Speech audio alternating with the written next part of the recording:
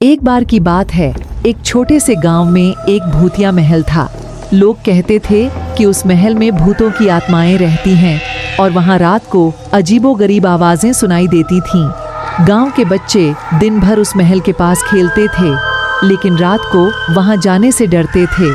उनकी जिज्ञासा बढ़ती थी और एक दिन उनमें से एक बहादुर लड़का नामक वीर सिंह ने अपने दोस्तों से कहा, मैं जाऊंगा और वहां का राज खोजूंगा। वीर सिंह रात के समय महल की ओर बढ़ा और धीरे धीरे वह भूतिया महल के अंदर घुसा।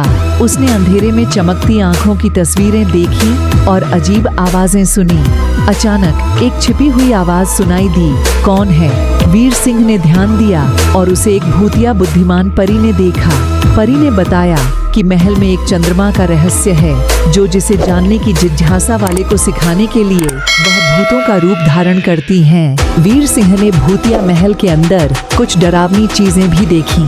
वह अंधेरे कमरों में चंद्रमा की किरणों से चमकती हुई आंखों की तस्वीरें देखता था, जो बड़े ही भयंकर थे। उसने सुना था कि उस महल में पिछले राजा रानियों की आत्माएं बसी हैं, जो अक्सर वहां दिखती थीं। रात के समय वीर सिंह ने वहां कुछ आवाजें भी सुनी, जो उसे डरावनी लगी। कभी कभी वह एक अजीब बूंदी आवाज सुनता था, जैसे कोई किसी को बुला रहा हो। एक रात जब वह महल के पास था, उसने एक विचित्र साया देखा, जो अंधेरे में उसकी तरफ बढ़ रहा था। धीरे धीरे वह साया बढ़ता जा रहा था और वीर सिंह को उसमें कुछ अजीब भयंकरता महसूस हो रही थी। लेकिन जैसे ही वह उसके पास पहुंचा, उसने देखा कि वह सिर्फ उसका अपना ही प्रतिबिंब था जो पड़ा हुआ था। ये उसकी खुद की साया थी, जो उसे अजीब लगी और डरावनी दिखी। वीर सिंह ने भूतिया महल में एक छिपा हुआ रहस्यमय रास्ता देखा। जब वह ध्यान से देखने लगा तो उसने दीवार में एक गुप्त द्वार दिखा।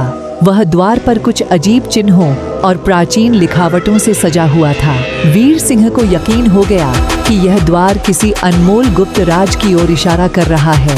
वह उस द्वार को खोलने का प्रयास करने लगा, लेकिन वह ध्यान देते देते ही एक और राजमय द्वार मिला।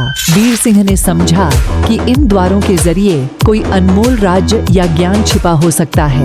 वह निरंतर ढूंढता रहा और उसने अंत में एक छोटे से गुफा में गुप्त ग्रंथ देखा। ग्रंथ में एक प्राचीन ज्योतिषीय तथ्य और ज्ञान का संग्रह था। यहाँ पर कुछ और भी रहस्यमय तथ्य थे, जो वीर सिंह के लिए विचार का विषय बने।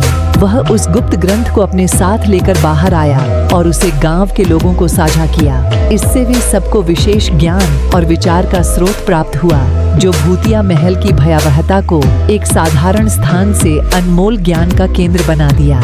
यही तो कहानी का रहस्य था। भूतिया महल की भयावहता और डरावनी बातें सिर्फ लोगों के मन में थीं।